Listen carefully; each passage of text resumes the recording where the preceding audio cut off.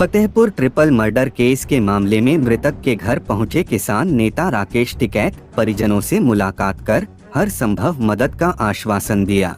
आपको बता दें, बीते दिनों 3 लोगों की गोली मारकर की गई थी, जिसमें अब तक पुलिस ने 6 आरोपियों को गिरफ्तार कर जेल भेज चुकी है। वहीं इस पूरे मामले पर किसान नेता राकेश टिकैत ने क्या कुछ कहा, सुनिए।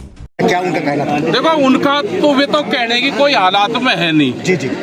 जिनके घर से 3 जवान मौत हो गई हो, मर्डर हो गया हो, वो तो कोई कहने की हालात में है नहीं।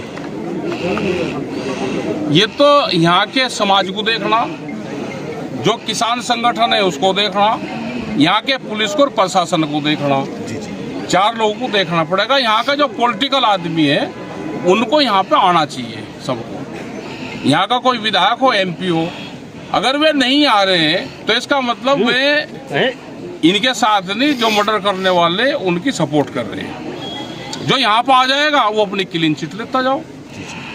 सबको आना चाहिए यहाँ पे, इनकी आर्थिक मदद भी करनी चाहिए। किसान संगठन भी इनकी आर्थिक मदद भी करेगा। प्रशासन से भी ये है कि अब कल से इनकी चिट्ठी लिखत पढ़त शुरू होगी। अब छुट्टी है 2 दिन बाद में।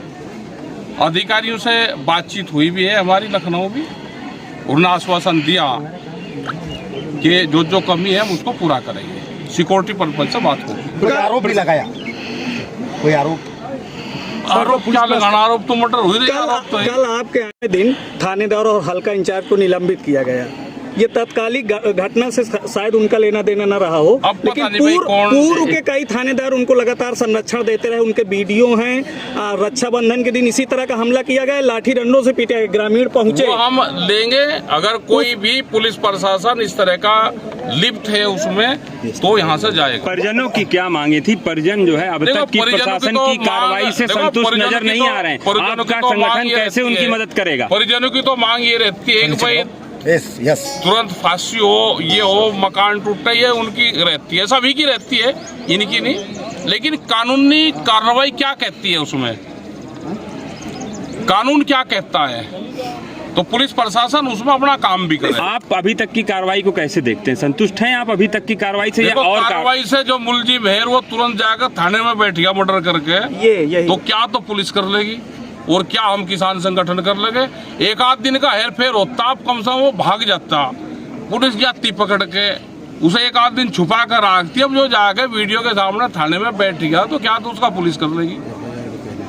FIR से पहले ही मर्डर कर जाकर थाने में बैठ गया, CCTV कैमरे के सामने। इसका मतलब उसको किसी का संरक्षण? बिल्कुल संरक्षण होगा। इसकी जांच होनी चाहिए, सब जांच इसकी पुलिस प्रशासन इसकी करे। क्या पॉलिटिकल इंटरफेरेंस भी है इसमें? भाई कुछ नहीं पता, हमें ज्यादा यहाँ के बारे में पता नहीं, लेकिन हो सकता है कि जो लोग यहाँ पर नहीं आ रहे तो इसका मतलब ये है कि मुलजिमों के साथ। आप कुछ राजनीतिक सवाल कर ले। 15 लोग ये बता के उस टाइम पर मर्डर हुए तो 15 लोगों ने देखे यहाँ पे, लेकिन गवाही के लिए 2 ही आदमी आए, तो इसका मतलब भय का माहौल इस क्षेत्र में है।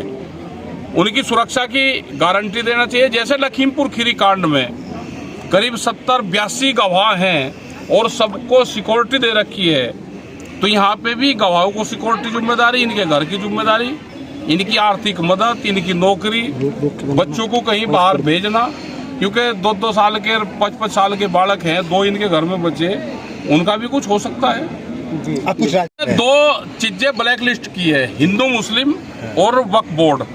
ये भारतीय किसान यूनियन ने ब्लैक लिस्टेड कर दिया, इस पर हम कोई जवाब नहीं देते। वो तो बोल रहे हैं वहाँ लागू नहीं होने देंगे। हमें नहीं पता, हमने तो ब्लैक लिस्टेड कर दिया। जब कुछ सवाल ये हैं, ये सरकारी सवाल हैं, हमने ये ब्लैक लिस्टेड कर दिया, इस पर हम नो कमेंट्स वाला। तो ये क्या किस वजह से ब्लैक लिस्ट किया आपने? हमने कर वो भी दिया, तो उनमें भी तो लोग किसान हैं, आपके साथ जुड़े हैं। क्या भय है, किसी चीज का डर है? हमने ये कर दिया कि ये सरकार के सवाल है, जिस चीज को जिसको इससे फायदा हो रहा है वो इसको उठाओगा, जिसको इससे नुकसान होता है वो ब्लैक लिस्टेड। जनता सड़कों पर है ना बंगाल में, और आ जाए भाई। तो देखो, बंगाल में सरकार इनकी नहीं है तो ये सड़कों पर होंगे। जहाँ दूसरे की सरकार होगी, जब पंजाब में इनकी नहीं है तो पंजाब में माहौल खराब है, तो भाई सरकारी लोग हैं, करवाते रहेंगे। कानून व्यवस्था पे क्या है?